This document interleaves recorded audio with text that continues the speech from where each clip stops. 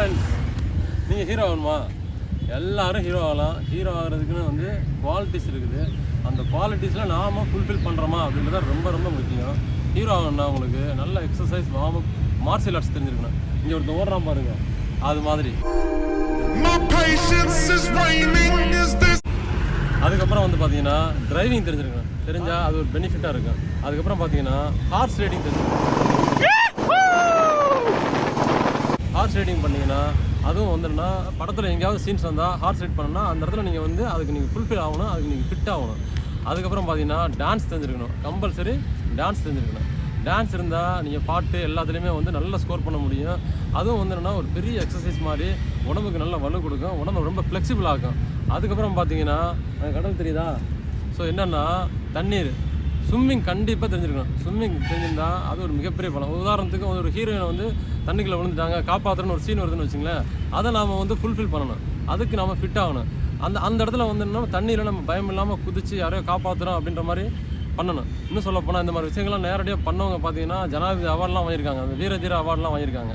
So என்னென்னா நமக்கு வந்து அதாவது நிழலில் தான் ஹீரோன்னு கிடையாது, நிஜத்துலேயும் வந்து நம்ம ஒரு ஹீரோக்கான குவாலிட்டிஸோடு இருந்தோம்னா நிழல்லையும் அதாவது சினிமாவிலையும் நம்ம வந்து ஒரு மிகப்பெரிய ஹீரோ ஆகலாம். ஸோ நீங்கள் ட்ரை பண்ணி பாருங்கள். அதே சமயத்தில் வந்து இப்போ நிறைய பேர் வந்து பார்த்தீங்கன்னா சோசியல் மீடியாஸில் வந்து ரீல்ஸ் போட்டு அதாவது ஓவர் நைட்டில் ஸ்டார் ஆகிடுறாங்க.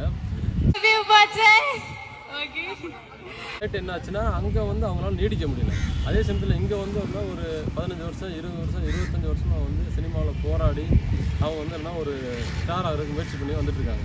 பட் அவங்களால வந்து பெருசாக வர முடியுன்றதுக்கு என்ன காரணம்னா அவங்க ரீட்டைன் பண்ணிருந்தது அந்த காலகட்டத்தை வந்து அவங்க தக்க வச்சுக்கிட்டது. இன்னும் சொல்ல போனால் ஒரு ஜூனியர் ஆர்டிஸ்டாக வந்து வந்திருப்பாங்க, ஒரு ஸ்டண்ட்டுலேருந்து வந்திருப்பாங்க. இப்படி பல இடங்களில் வந்து அவங்க ஒர்க் அவுட் பண்ணி ஒரு ஸ்டேஜ் அடைஞ்சிருப்பாங்க. அவங்க வந்து அவங்களால ரீட்டைன் பண்ண முடியுது. இவங்க சோசியல் மீடியாவில் மட்டும் பண்ணிவிட்டு இங்கே வந்து பார்த்தா ரீட்டைன் பண்ண முடியல. காரணம் என்னென்னா அந்த ஒர்க் அவுட் இல்லாத தான். அதே சமயத்தில் வந்து என்ன, இப்போ ஒரு ரீல்ஸ் போடுறீங்கன்னு வச்சுக்கோங்களேன்,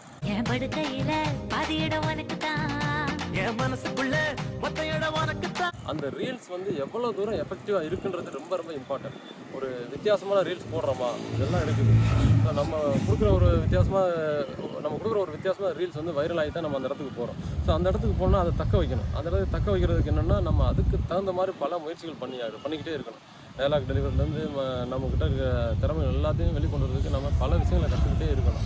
எல்லா ஃபீல்ட்லேருந்து தான். மியூசிக் எடுத்துங்க, இளையராஜா பார்த்தீங்கன்னா மியூசிக்குள்ளே வந்துட்டு அதுக்கப்புறம் 15 இயர்ஸ் வந்து கர்நாடிக் மியூசிக் கற்றுக்கிட்டே இருந்தார்.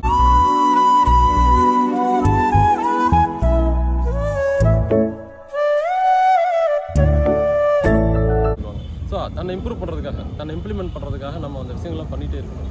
பண்ண என்னன்னா நம்மளால் வந்து ஒரு நல்ல கேரக்டர் பண்ண முடியும், நம்மளால் ஒரு நல்ல ஆர்டிஸ்டாக வர முடியும். அப்புறம் ஒரு முக்கியமான விஷயம், நீங்கள் எல்லாம் என்ன நினைக்கிறீங்கன்னா நமக்கு ஏஜ் ஆகிடுச்சு, நம்ம ஏஜ் ஆகிட்டா நம்ம எதுவும் பண்ண முடியாதுன்னு நினைக்கிறீங்க. ரொம்ப வருஷமாக ட்ரை பண்ணுறீங்க. கிட்டத்தட்ட ஒரு 99% வந்து நீங்கள் என்னென்னா ட்ரை பண்ணிவிட்டு கடைசியில் வந்து என்னென்னா ஒரு 1% நீங்கள் அதை விட்டுறீங்க. காரணம் என்னென்னா, சரி நமக்கு உடம்பு போயிடுச்சு, உடம்பு பெருத்துடுச்சு, அப்புறம் வந்து என்னென்னா நமக்கு வந்து ஏஜ் ஆகி போச்சு, அப்புறம் வந்து என்னென்னா நமக்கு 15 வருஷம் ஓடிடுச்சு, 20 வருஷம் ஓடிடுச்சு, 25 வருஷம் ஓடிடுச்சு அப்படின்னு சொல்லிட்டு நீங்கள் என்னென்னா விட்டுறீங்க. ஆனால் அப்படி விடாதீங்க. ஏன்னா அதாவது ஒரு சின்ன கதை தான். ஒருத்தன் வந்து என்னென்னா புதையல் கிடைக்குதுன்னு தோண்டிக்கிட்டே இருந்தானா. கடைசி நேரத்தில் வந்து என்னென்னா அதை விட்டுட்டு அவன் போயிடுறான். இன்னொருத்தன் வந்து ஒரு அடி தான் தோன்றான், அவனுக்கு அந்த புதையல் கிடச்சிருது.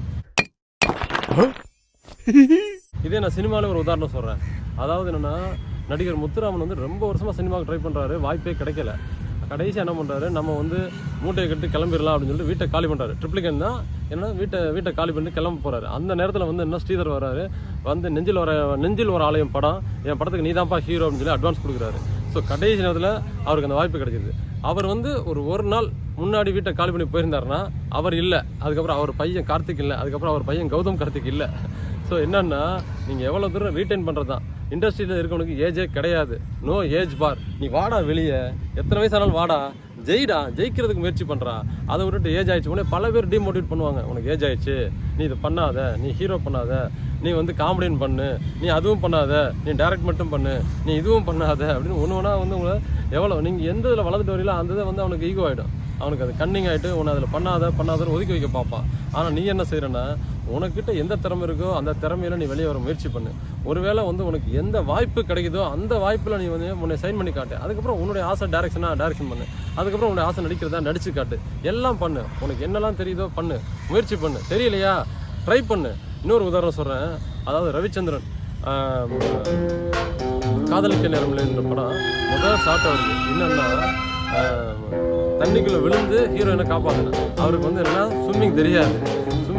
ஆனால் என்ன பண்ணுறாருன்னா அவர் ஒரே ஒரு திங்க் தான் பண்ணார். நேரம் உள்ளே குதிக்கிறோம், சர்ன்னு கீழே போகிறோம், அந்த டிரான்சிஸ்டர் எடுக்கிறோம், ஜல்லுன்னு மேலே வந்துடுறோம் அப்படின்னு அவராக மைண்டில் இது பண்ணிக்கிட்டாரு.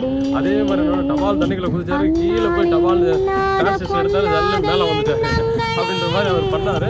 அது ஒர்க் அவுட் ஆச்சு. அப்படி ஸ்விம்மிங்கே தெரியாமல் ஒரு ஃபஸ்ட்டு ஷாட்டை ஓகே பண்ணார் நடிகர் ரவிச்சந்திரன் அவர்கள். ஸோ இந்த மாதிரி என்னென்னா மன வலிமை ரொம்ப முக்கியம். நமக்கு இது தெரியாது அது தெரியாதுன்ற கூட மன வலிமை ரொம்ப முக்கியம். கண்டிப்பாக உங்களாலையும் சைன் பண்ண முடியும், உங்களாலையும் கேரக்டர் பண்ண முடியும், உங்களாலையும் காமெடியன் ஆக முடியும், உங்களாலையும் ஹீரோ ஆக முடியும், உங்களாலையும் ஹீரோயின் ஆக முடியும்.